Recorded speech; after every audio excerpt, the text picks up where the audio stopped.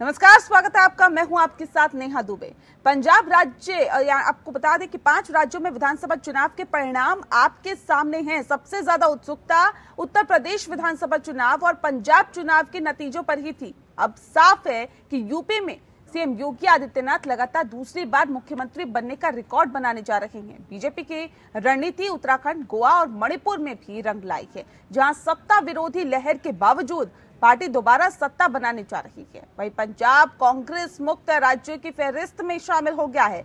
अरविंद केजरीवाल की आम आदमी पार्टी ने यहां पर बड़ा खेल खेल दिया है।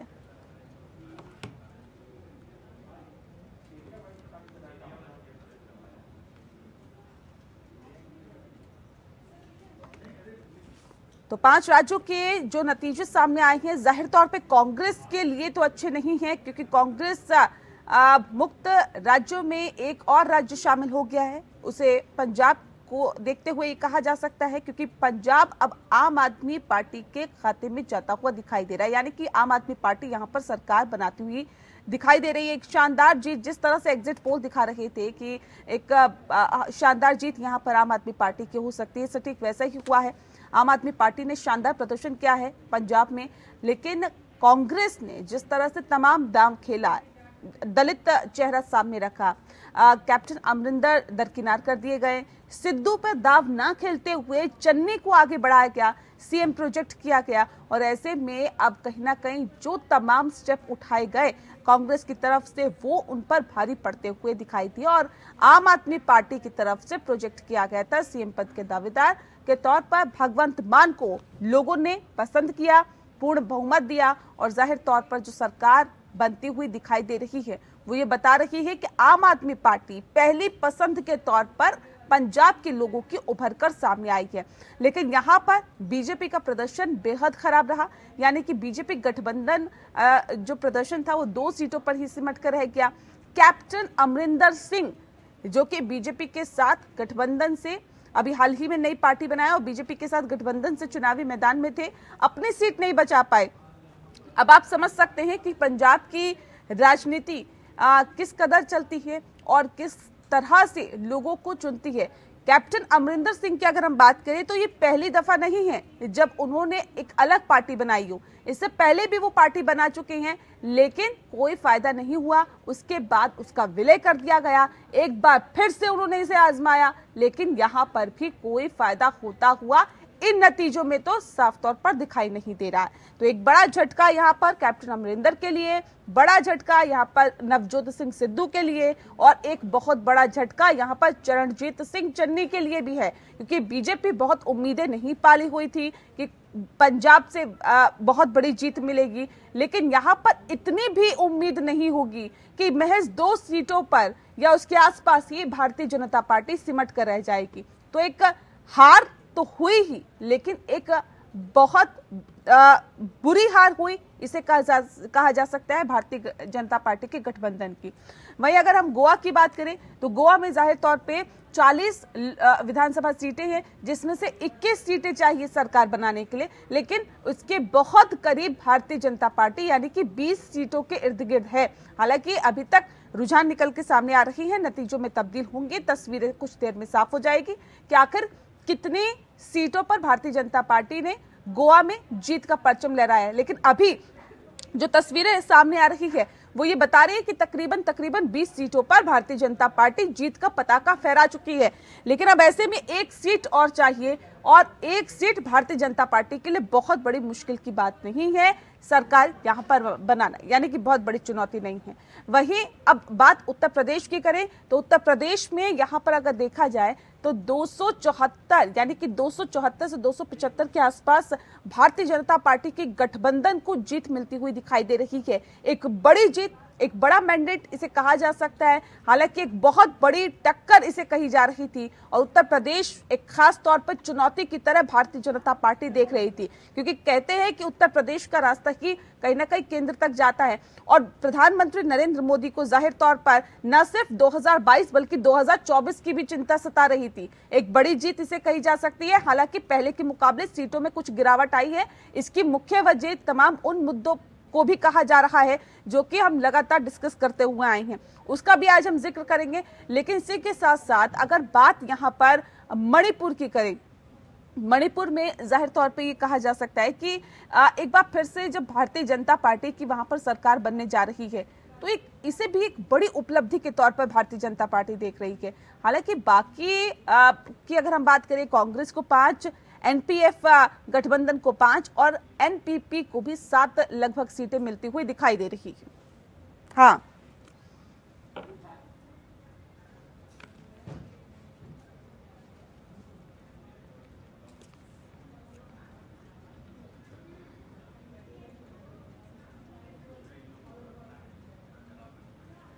और चलिए तफसील से चर्चा करने के लिए खास मेहमान हमारे साथ मौजूद है। आपका परिचय उनसे करा देते हैं। महेश वर्मा जी हमारे साथ हैं, स्पोक पर्सन है बीजेपी के। महिमा सिंह जी हमारे साथ है, लीडर हैं कांग्रेस की। और रमन चांडी जी हमारे साथ है, स्पोक पर्सन है आम आदमी पार्टी के।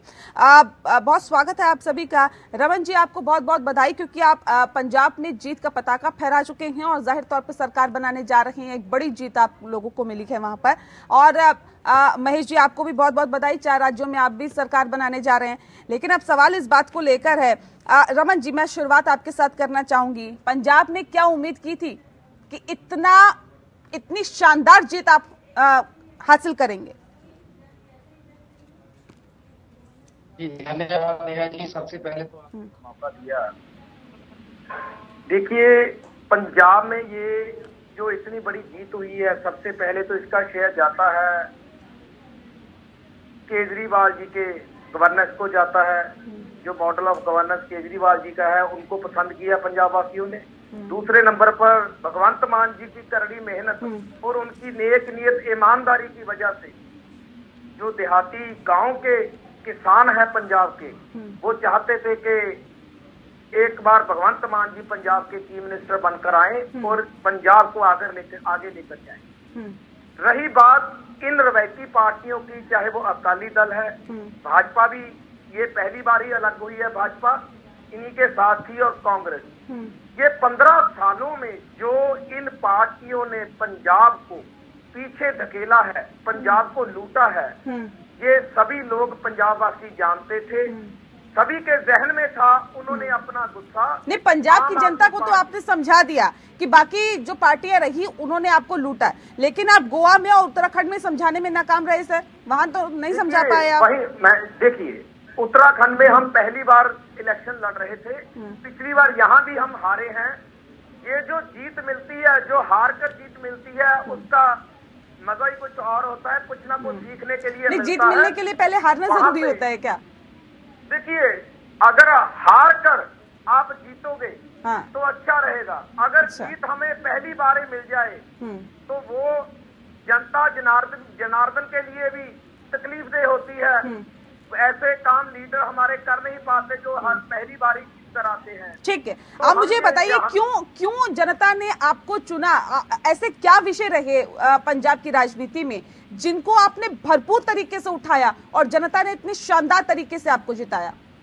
देखिए, सबसे पहले तो केजरीवाल जी के दिल्ली में किए हुए काम, पंजाब और दिल्ली का जो नाता रहा है, शुरू से ही एक ब्लड रिलेशन का नाता रहा है। पंजाब के लोग जानते थे कि केजरीवाल जी ने दिल्ली में क्या क्या काम किए हैं। नंबर 2 पर जो कैप्टन अमरिंदर सिंह जी पंजाब को पीछे धकेल गए, उस चीज का गुस्सा भी था।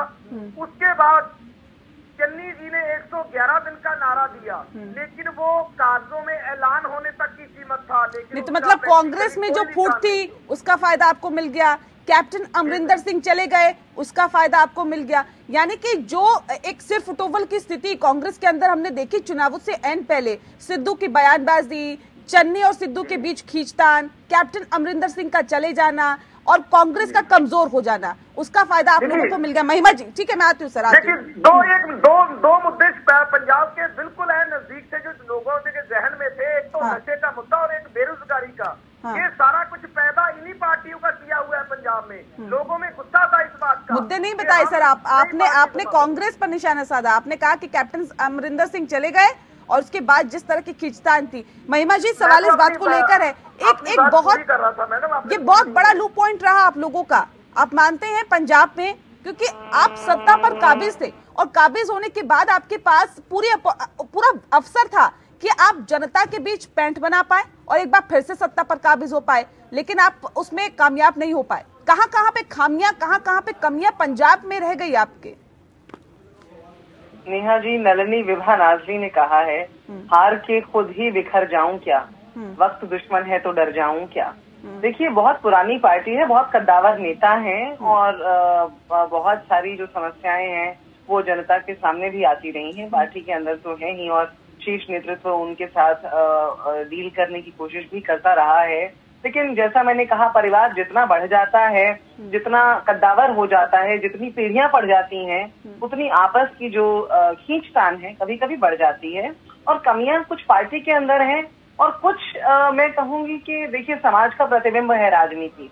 तो कुछ मैं कभी इस बात की भी समझती हूँ कि चरखे से बुलडोजर का सफर जो आवाम को तय करवाया है आज की मौजूदा रजीम ने, ये बड़ा चिंताजनक है। और हमारी चिंता सबसे बड़ी ये है कि हम प्रेम शांतिपूर्वक राजनीति की बात करते हैं, हम पीसफुल पॉलिटिक्स की बात करते हैं, लेकिन जब हम डिवाइसिव नफरत से भरी राजनीति को देखते हैं और जब हम देखते हैं कि बाहुबली, गुंडा, बुलडोजर ऐसे कीवर्ड्स के ऊपर चुनाव जीता जाता है देश के सबसे बड़े प्रदेश के अंदर, तो चिंता की बात ये होती है कि जमीनी स्तर पर हम एक राजनीति पार्टी होने की जगह पर कुछ ना कुछ चूक रहे हैं। क्योंकि देखिए, सभी पार्टियों का जो एक कलेक्टिव काम है वो है देश निर्माण, वो है राष्ट्र निर्माण।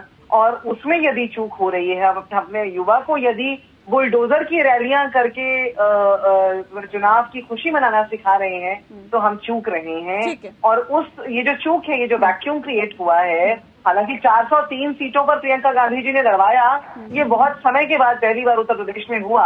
हम लड़े, हम जीते नहीं। 40% महिलाओं को टिकट मिला, वो जीत नहीं, महिलाओं की हार हुई, लेकिन हम कार्यरत हैं। आपने कहा कि हम 403 सीटों पर लड़े।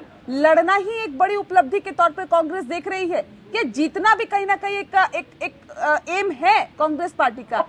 उत्तर प्रदेश में नेहा जी, जिस प्रकार से कांग्रेस की जो परिस्थिति पिछले बहुत वर्षों से बनी हुई थी, उसमें 403 सीटों पर अपने दम पर लड़ जाना और उसमें से 40% सीटें महिलाओं को दे पाना, मुझे लगता है ये अपने आप में एक बहुत ही अच्छा जज्बा पार्टी का रहा। और प्रियंका गांधी जी के नेतृत्व में महिलाओं को वहां खड़ा किया गया। और अगर आज 40% महिलाओं की हार हुई है, तो महिलाएं भी पार्टी के साथ साथ पहले पंजाब की हम बात कर लेते हैं, फिर उत्तर प्रदेश पे आएंगे। लेकिन महेश जी, सवाल इस बात को लेकर भी है सर, 2 सीटों पर महज सिमट जाना, ये तो आप लोगों ने सोचा होगा सर कि पंजाब में सरकार बनने नहीं जा रही है, लेकिन क्या ये सोचा था कि महज 2 सीटों पर सिमट कर रह जाएंगे? नहीं, हम 2 सीटों की तो अपेक्षा नहीं कर रहे थे, लेकिन वहां हमारे वोट प्रतिशत बढ़े हैं और हमारे पास जो है, जो पार्टी थी, कह लीजिए कि हम पुराने हमारे जो पार्टनर थे जिनके साथ हम वहाँ विपक्ष में भी थे, कहीं ना कहीं ये बिखराव जो है हमारे बीच में जो किसान आंदोलन को लेकर रहा और एक जो पोस्चर पंजाब में विशेष रूप से बनाया गया बीजेपी को, तो उसका खामियाजा हमें भुगतना पड़ा। लेकिन सवाल ये है नेहा जी कि जो आज ये पीठ थपथपा रही है दिल्ली मॉडल को लेकर, केजरीवाल की पार्टी चले थे उत्तराखंड में, भाजपा शासित प्रदेशों में, गोवा में तो बहुत पुराने टाइम से ये मतलब अपने आप तब आए, अब वहां ये जीरो है। उत्तराखंड में की हालत देखिए, उत्तर प्रदेश में जहां इनका पार्टी का नेता जो है बनारस में जो है जमानत जब्त की है, वहां पे कुछ दूर दूर तक कहीं नजर नहीं आया, जमानत जब्त हुई। तो राजनीति सिर्फ अवसरवादिता की नहीं होनी चाहिए। कर रहे अभी जैसे अभी इन्होंने कहा ना, ये आम आदमी पार्टी के प्रवक्ता जैसे ने कहा कि भाई चन्नी की वो, कांग्रेस की ये, कांग्रेस की वो, कांग्रेस की काली करतूत, उसकी कमजोरी, उसकी किसी तरह से जो भ्रष्ट तरीके से शासन करने का जो तौर तरीका उन लोगों ने अपनाया, वहां के कुप्रबंधन, एक जो पाकिस्तान के जो है पूरे कांग्रेस को इन लोगों ने दांव पे लगा दिया और उसका कहीं ये क्रेडिट लेते फिर रहे हैं और कह रहे हैं कि ये तो बस उस चीज की केजरीवाल की दिल्ली मॉडल की जीत है। दिल्ली मॉडल की अगर जीत की बात करोगे तो सबसे पहले तो 7,000 करोड़ रुपए का हिसाब दे दो, जो आज तक अभी तक आपने कंट्रोलर ऑडिटर जनरल को बताया नहीं कि वो 7,000 करोड़ रुपया लेकर कहां गए। उन 70 वो अपने विधायकों को बता दो, जो कि 10,000 रुपये पिछले चुनाव में 10,000 उनके 10,000 के बैंक खाते में थे, आज वो 10-10 करोड़ रुपए बैंक खातों में रखे हुए हैं और एफिडेविट के बता रहे हैं। तो ये जो इस तरह की चीजों को सत्ता हथियाने का जो आपका मकसद है और जो सोच है, वो हमारे शासन में आप कहीं भी पांव नहीं पसार सकते हैं, ये तय है। इस चुनाव ने एक चीज और तय कर दिया कि केजरीवाल जी, ये सिर्फ आपको अगर कहीं थोड़ी बहुत सहूलियत मिल सकती है तो कांग्रेस जैसे भ्रष्ट सरकार चलाने वाले राज्यों में ही मिल सकती है। भाजपा शासित राज्यों में आपको इस चीज को नहीं, लेकिन न पनपने देंगे, न मौका देंगे, न अवसर देंगे। चुनावों ने सर एक चीज और स्पष्ट कर दी कि अगर कांग्रेस का कोई विकल्प दिखा पंजाब में लोगों को तो वो आम आदमी पार्टी दिखा, भारतीय जनता पार्टी नहीं दिखा।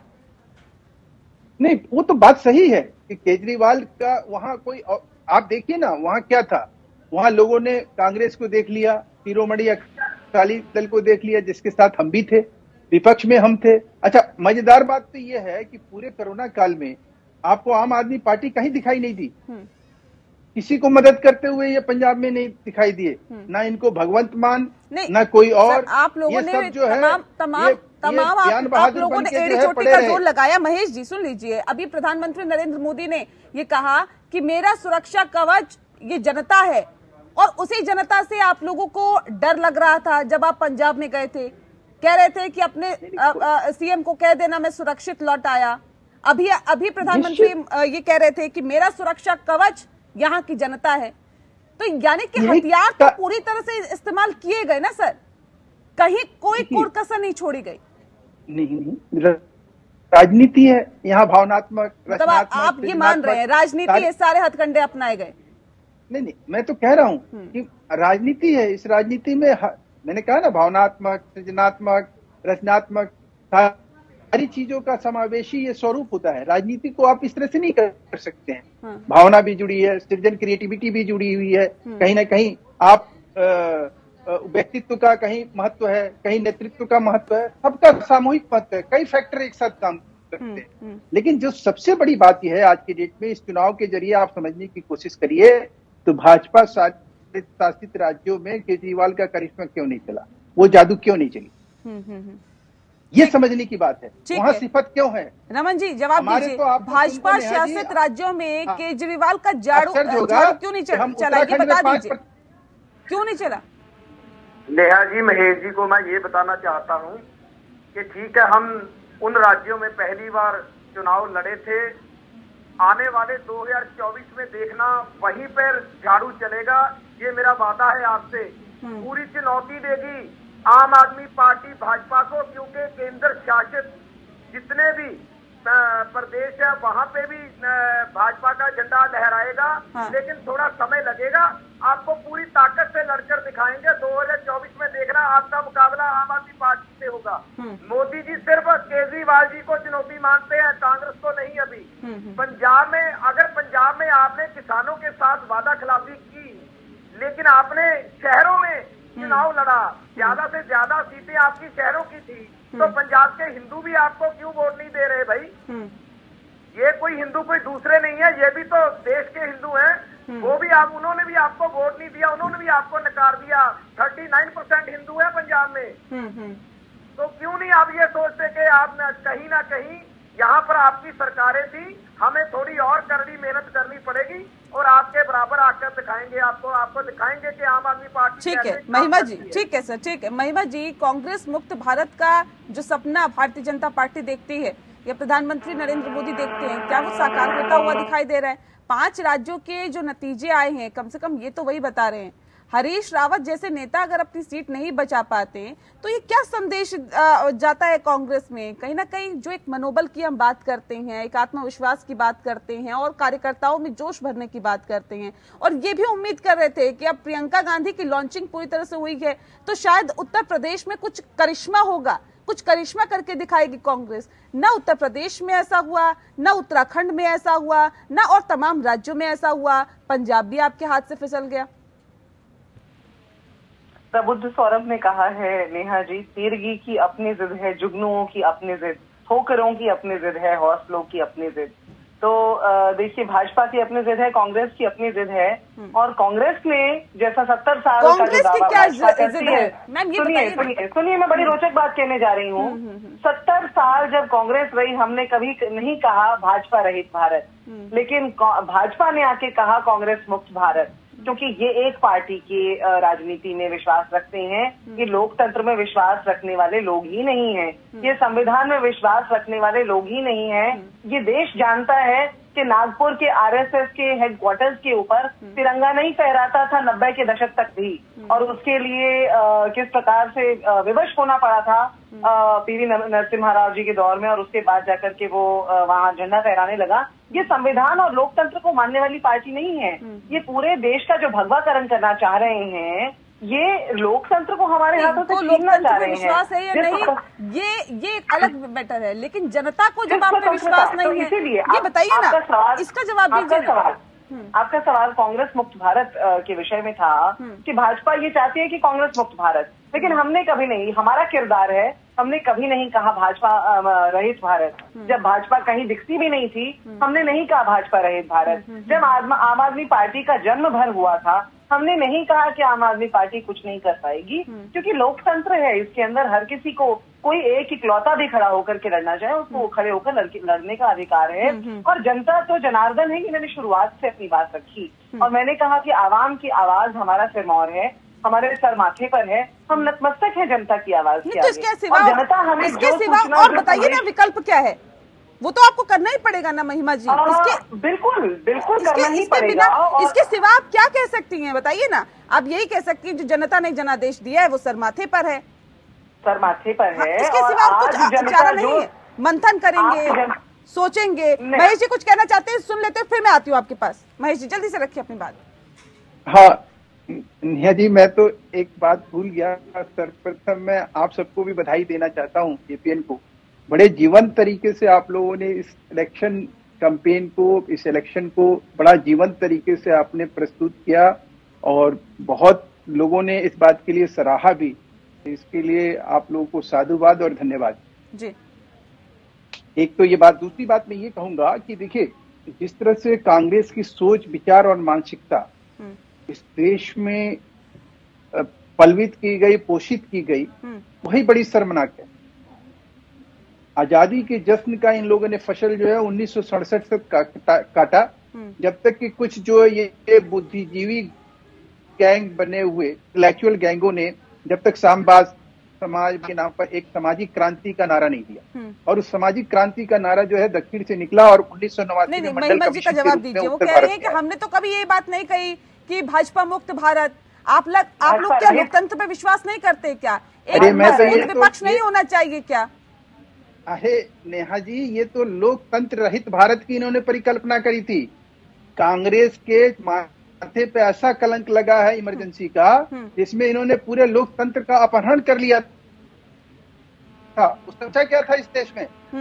ये पॉलिटिकल, ये भाजपा रहित की बात छोड़ दीजिए, भाजपा मुक्त की बात छोड़ दीजिए, ये तो इस देश का अपहरण किया। इस देश की जनता को सलाम और प्रणाम है कि वो बुरी तरह से इसी कांग्रेस को और श्रीमती गांधी को जेल जाना पड़ा, और सुप्रीम कोर्ट ने ऑर्डर दिया था कि इमरजेंसी जो आपने लगाई और जिस तरह से आपने दमनकारी नीति अपनाई, वो बहुत दुर्भाग्यपूर्ण स्थिति थी। और कलंकित अगर कोई चीज किया है किसी ने लोकतंत्र को देश में, तो कांग्रेस ने किया है। तो ये कांग्रेस बात ना करे हमसे, और हम ये बात अगर कह रहे हैं तो स्वाभाविक है, और ये होना चाहिए। क्यों नहीं होना चाहिए? आज महिमा जी जो है, अगर ये किसी परिवार से ये कहीं राहुल गांधी और से जा रखती है कि इनको वो चीज ये उस परिवार में पैदा नहीं हुई है, इसलिए इनको वो तवज्जो नहीं मिलेगा, वो अटेंशन नहीं मिलेगा। ये जो आज ये राजनीति जो आप देख रही है, इस राजनीति का मैं वही कह रहा हूं कि उसका पटाक्षेप जो है अगर हुआ है तो निश्चित रूप से 2022 में। ठीक है महेश जी, बने रहिए हमारे साथ। महेश जी, आपका रुख मैं करना चाहूंगी, लेकिन उससे पहले महिमा जी का रुख कर लेते हैं। महिमा जी कुछ कहना चाह रही थी ब्रेक पे जाने से पहले। महिमा जी जल्दी से बात रखिए अपने। मैं ये पूछना चाहती हूँ, नाथूराम गोडसे के गांधी के हत्यारों के अनुयायियों ने जो उनको माला समर्पण करते हैं, उनका सम्मान करते हैं, क्या उन्होंने गोधरा कांड के लिए, प्रधानमंत्री ने गोधरा कांड के लिए देश से माफी मांग ली? हम तो कहते हैं क्षमा वीरस्य भूषणम। हमने तो इमरजेंसी के लिए एक बार माफी मांगी, बार बार माफी मांगेंगे। गलती हुई हमारी नेता से और हम इस बात को बार बार दोहराते हैं। हालांकि इस बात का जिक्र आज तक प्रधानमंत्री के मुंह से हमने नहीं सुना, जो कि कभी प्रेस कॉन्फ्रेंस नहीं करते। लेकिन गोधरा कांड के लिए गॉडसे के अनुयायियों ने माफी मांग ली क्या?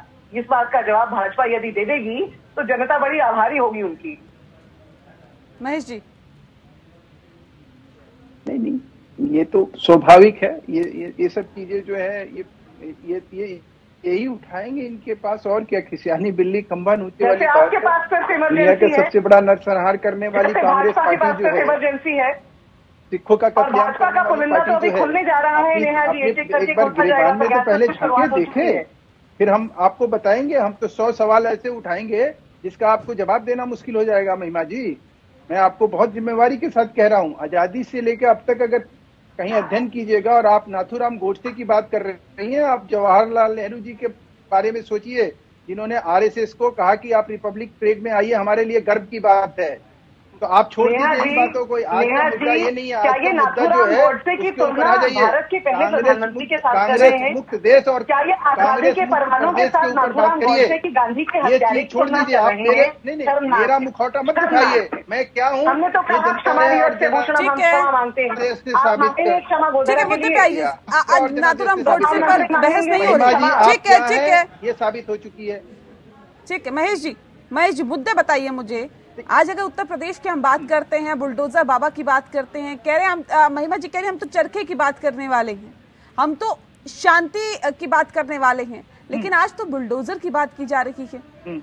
क्या किसके नाम पे वोट पड़े हैं? निश्चित रूप से, बिल्कुल। मैं कह रहा अपराधी, आतंकवादी, अगर इनको इस पे आपत्ति है तो ये कहें कि हम इनके साथ हैं, हम आतंक का समर्थन करते हैं, हम बुलडोजर उनके ऊपर चलाते हैं जो हमारे समाज को दीमक की तरह चाटते हैं, जो हमारे व्यापारी, चुनाव प्रचार में गर्मी, सर्दी, शिमला जैसी ठंड, हमारी महिलाएं। ठीक है, सुन लीजिए महेश जी, ये जो मुद्दे रहे, जिन्ना बात नहीं निकलती थी, इनको क्या मालूम? पाकिस्तान, ऑपरेशन गंगा और माँ गंगा का आशीर्वाद और हिजाब का जो मुद्दा निकल के सामने आया, ये जो मुद्दे हैं, क्या असल मुद्दों से ध्यान भटकाने की कोशिश थी और भारतीय जनता पार्टी क्या उसमें काफी हद तक कामयाब भी हुई? ना, बिल्कुल नहीं। मैं ये कह रहा हूं कि अगर मुद्दे से भटकने की बात होती तो हमारा घोषणा पत्र, संकल्प पत्र आप उठाइए और पढ़िए। हम एक भी अपनी नए पुरानी चीजों को दोहराए नहीं है, हम उसको पूरा करते हुए आगे बढ़े हैं। और आपको एक पूरी जिम्मेवारी के साथ एक बात कह रहा हूं, अगर हम हिजाब की बात अगर हमने कही तो आज से 50 साल पहले किस नारकीय जीवन से हमारी मुस्लिम बहनों को बाहर निकाला जा सकता था सामानों के ऊपर, जब प्रचंड बहुमत मिली थी कांग्रेस को। और राजीव गांधी जी ने उस प्रचंड बहुमत के बदौलत क्या किया कि उस जिंदगी को रौंद दिया। 50 साल तक नारकीय जीवन जीने पे मजबूर रहने हमारे इन्होंने क्या किया, आज इसका जवाब ये नहीं दे सकते। नहीं, किसने क्या किया और क्या नहीं किया? क्या विशेष धर्म में आप हस्तक्षेप कर सकते हैं क्या महिमा जी? एक वक्त के साथ ही हिजाब का मुद्दा उठा और उसके बाद थम भी गया, क्या एक पूरे सोचे समझे साजिश के तहत उठाया गया था क्या? नेहा जी, ये मुद्दा आपको याद होगा 2019 से पहले जब पुलवामा हुआ था और उस समय अर्नब गोस्वामी की चैट्स मिली और उसमें लिखा हुआ था we have won this attack like crazy. इससे बड़ा क्या प्रूफ चाहिए था भारतीय जनता पार्टी को उनके ऊपर एक्शन लेने के लिए? लेकिन कुछ नहीं हुआ। हर चुनाव से पहले जो भाजपा के रिजीम के जो तरीके हैं वो बिल्कुल देश देख रहा है। देखिए, स्वतंत्रता संग्राम भी 1857 में शुरू हुआ था और 1947 हो गया था उसको आते आते और समझते समझते। आज भाजपा ने आवाम को जिस तरह से बरगलाने का काम किया है, देखिए मैं बार बार कहूंगी, जनता जनार्दन है, उनका जो मैंडेट है वो हमारे सर माथे पर है। लेकिन विचारधारा को बरगलाने का कार्य भाजपा ने किया है और उसको प्रेम पूर्वक, शांति पूर्वक वापस ढर्रे पर, रास्ते पर लाने का काम करने के लिए कांग्रेस कार्यरत है और रहेगी। हमें ये जितना मर्जी कोशिश करते रहे गांधी को इस देश से मिटाने का, कांग्रेस जो है आजादी के परवानों के लहू से बनी हुई पार्टी है, इतनी आसान मौत नहीं मरने वाली। रमन जी, ये चीजें हमने देखी कि प्रधानमंत्री हर स्टेट में आगे रहे। बात उत्तराखंड की करें, उत्तर प्रदेश की करें, मणिपुर की करें, गोवा की करें, पंजाब में भी वो चुनाव प्रचार करने के लिए पहुंचे थे। तो क्या जो मुख्यमंत्री का चेहरा है वो पीछे रखा गया? प्रधानमंत्री नरेंद्र मोदी के चेहरे पर एक बार ये फिर से चुनाव लड़ा गया क्या? और नेशनल मुद्दों को हावी रखा गया इस चुनाव में बजाय क्षेत्रीय मुद्दों के? पहली बात तो भाजपा के पास पंजाब में, रमन जी, भाजपा के पास पंजाब में सीएम का चेहरा ही नहीं था मैडम जी। और दूसरी बात, मोदी जी अपने चेहरे पर इलेक्शन लड़े पंजाब में कि अगर देश के दूसरे राज्यों में मेरा सिक्का चल सकता है तो पंजाब में क्यों नहीं? अभी आप पहले कहते थे कि वो कहते थे कि जनता जनार्दन मेरा सब कुछ है, तो पंजाब की जनता जनार्दन को ये ब्लेम लगाकर चले गए कि मैं वहां से बचकर कैसे आ गया।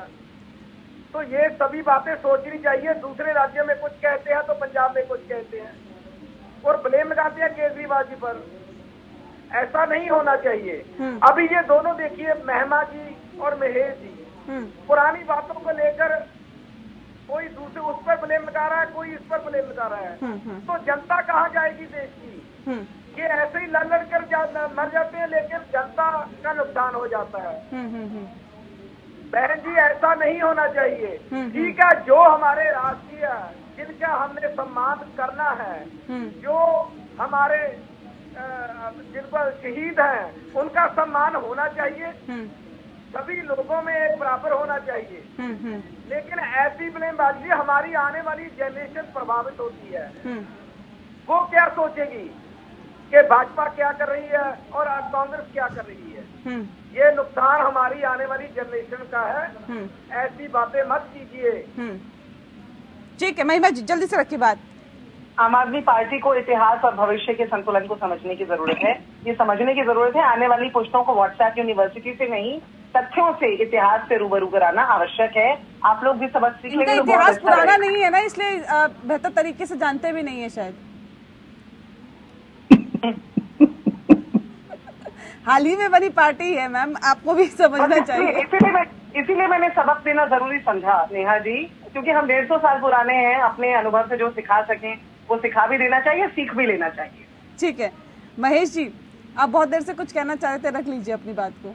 देखिए, मैं ये कहना चाह रहा हूँ कि आप कुछ भी कर लीजिए, आप भाजपा के ऊपर कोई भी आरोप जड़ दीजिए, आप कभी उसको मौत का सौदागर कहिए, कभी कुछ कहिए, कभी कुछ कहिए, लेकिन एक चीज जरूर करिए और उस चीज को समझने की जरूरत है। देखिए, देश की राजनीति में एक बहुत बड़ा परिवर्तन आया और वो 2014 से आया।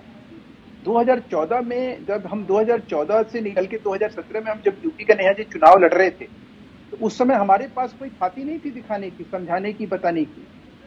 हमारे पास उस समय कुछ था तो ये था कि जो एक भययुक्त माहौल था, जो पूरा अपराधियों का एक संगठित गिरोह था, जो पूरे प्रदेश को लूटने का काम किया जा रहा था, उसमें भयातुर जो थे लोग, मतदाता हमारे जो थे, उनको हमने किसी तरह से उनके साथ हम खड़े हुए। लेकिन एक काम हमने बहुत अच्छा किया और वो ये था कि 2014 में जो नरेंद्र मोदी जी सरकार थी, जिन्होंने जन कल्याणकारी नीति को लेकर आए और धीरे धीरे लोगों से कनेक्ट हमने किया, या वो शौचालय था, या उजाला से गैस कनेक्शन था, या कोई और प्रमाणिक तरीके से हमने लोगों से उस चीज को कहीं कनेक्ट किया, तो लोगों को समझ में आया कि सरकार का सरोकार जनता से होती है।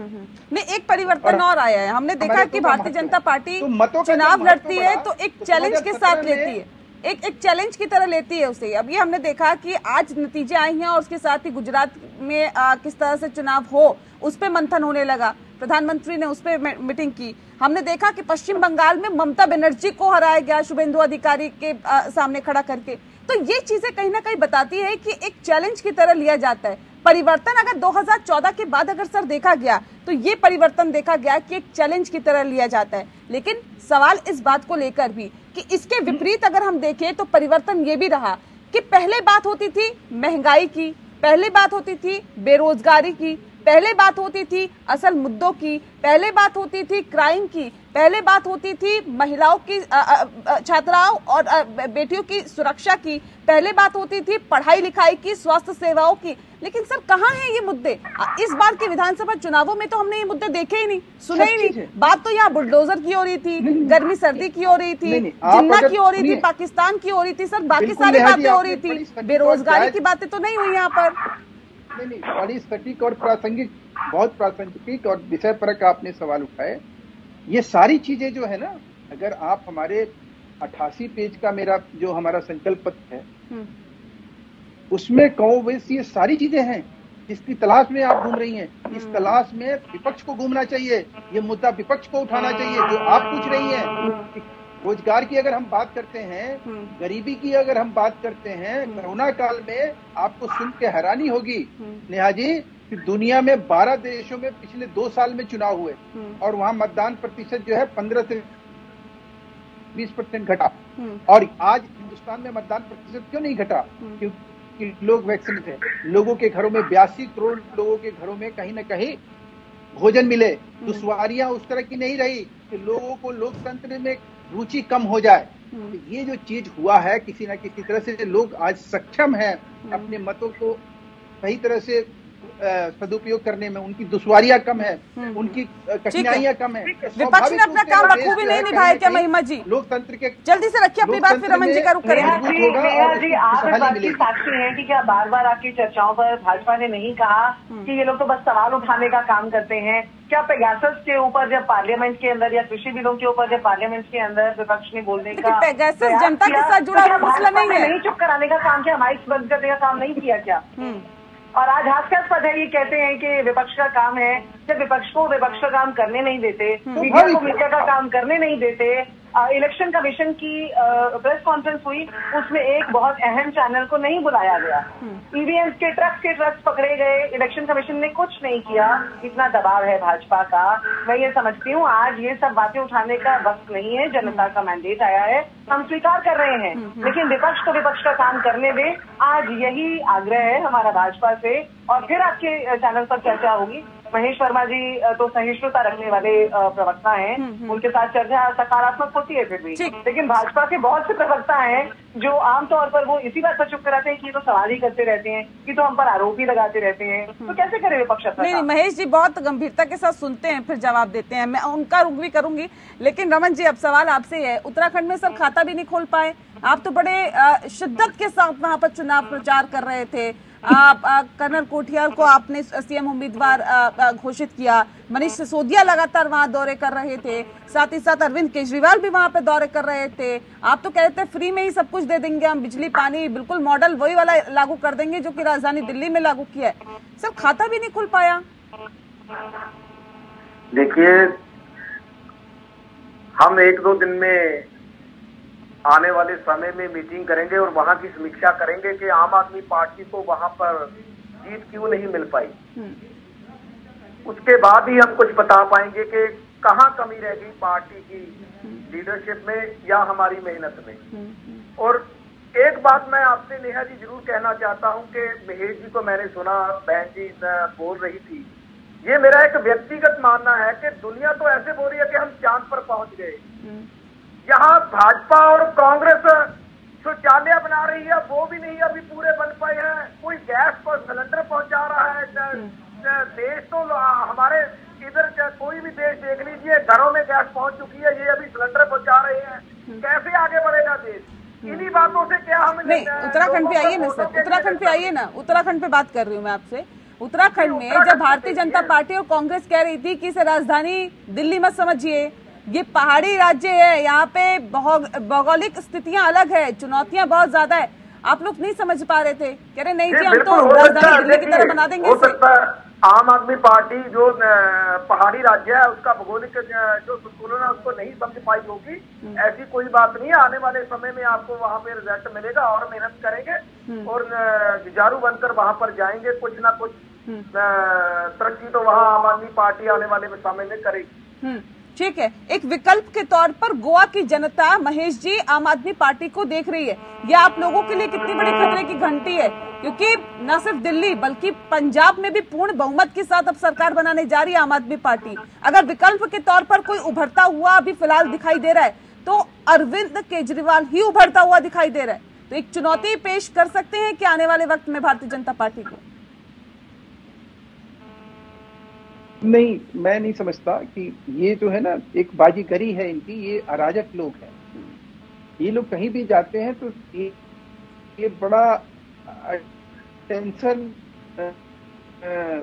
कोई भी अराजक ऐसी वातावरण क्रिएट करेंगे, फिर उसमें ऐसी चीजों को डालेंगे कि जिससे कि लोगों को लगे कि हाँ ये कुछ करने वाले हैं लोगों के लिए। आप याद करिए ना, इसी कांग्रेस के साथ हाथ मिलाने का कहीं केजरीवाल जी ने अपने बच्चों की कसम तक उठा ली थी और उसी कांग्रेस के घर बनाए दिल्ली में।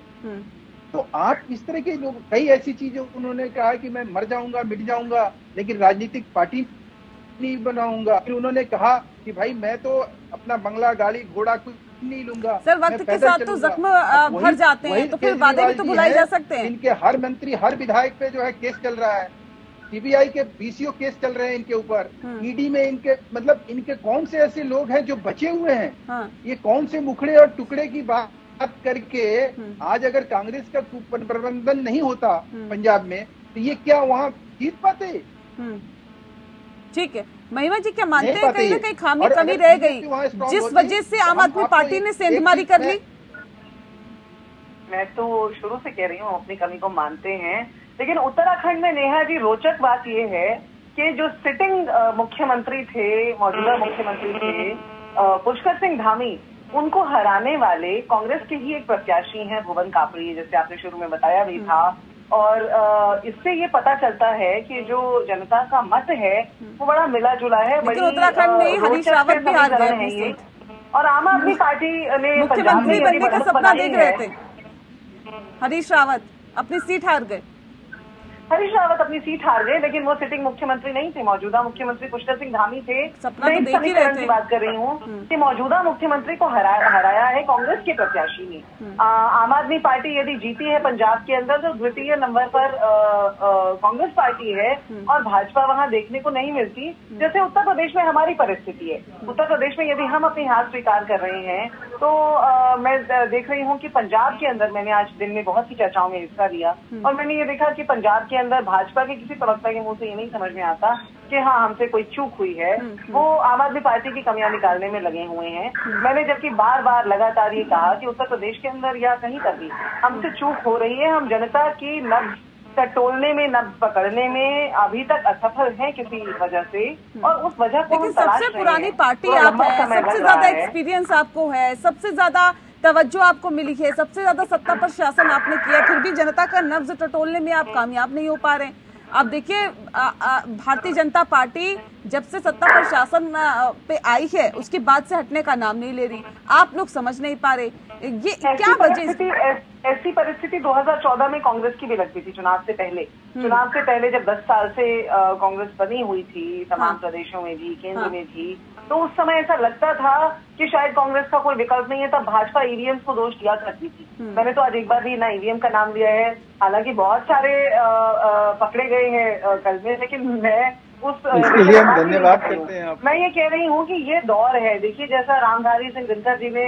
कहा है, सौभाग्य न सब दिन सोता है, देखिए आगे क्या होता है। ये समीकरण है, ये बहुत सारे जो इसके अंदर बहुत सारे फैक्टर्स जुड़ते हैं, उन सारे फैक्टर्स का आकलन करना जरूरी है नेहा जी। मुझे लगता है जरूर देर हो रही है हमें इस बात का आकलन करने में, लेकिन हम लगे हुए हैं, हम बैठे नहीं हैं, हम हार मानकर नहीं बैठे हैं। हार है जरूर, ये एक वक्त जरूर आया है, सिक्के का एक पहलू जरूर है, लेकिन हम उस पर आमादा हैं कारण ढूंढने पर, और ढूंढ निकालेंगे। जमीनी स्तर पर सक्रिय हो चुके हैं। ठीक है। तो महेश जी, ये कहा जाए क्योंकि उत्तर प्रदेश में तो पूर्ण बहुमत के साथ अब बीजेपी की सरकार बनती हुई दिखाई दे रही है, तो क्या योगी एक बार फिर से मुख्यमंत्री बन रहे हैं? दूसरी बात, मणिपुर में भी क्या जो मौजूदा मुख्यमंत्री है दोबारा मुख्यमंत्री बन जाएंगे? गोवा में भी क्या इसी तरह के हालात रहेंगे? लेकिन अब उत्तराखंड में क्या होगा, जिस बात का जिक्र अभी महिमा जी कर रही थी, मुख्यमंत्री तो अपनी सीट हार गए। हाँ, ये तो है कि मुख्यमंत्री जो पुष्कर सिंह धामी जी थे, उनके नेतृत्व में चुनाव लड़ा गया, वो चुनाव हार गए और पार्लियामेंट्री बोर्ड जो है हमारे यहाँ इसके लिए अधिकृत है कि वो इसके ऊपर निर्णय ले। आपको 1-2 दिन में हम इसके बारे में बताएंगे भी प्रेस मीडिया को कि हम क्या करने जा रहे हैं। तीरथ सिंह रावत पर क्या एक बार फिर से दांव खेला जा सकता है क्या? धामी जी को अगर, हाँ, धामी जी हमारे कुशल संगठन करता है। धामी जी की बात नहीं कर रही, तीरथ सिंह रावत की बात कर रही हूँ, जिन्हें मजबूरी में हटाया गया था। ऐसा कुछ नहीं है। देखिए, सवाल है कि जो व्यक्ति आज कहीं जिसको हमने सामने रख के चुनाव लड़ा है, तो उसका भी हमें कहीं ना कहीं ध्यान रखना पड़ेगा। एक तो ये बात है, लेकिन एक और मजेदार बात आप देखिए नेहा जी कि 690 विधानसभाओं का चुनाव हुआ और लगभग हमने 360 सीटों पे हमने विजय हासिल की और कांग्रेस जो है सभी जगह लड़ी, 56 सीट को भी नहीं क्रॉस कर पाई।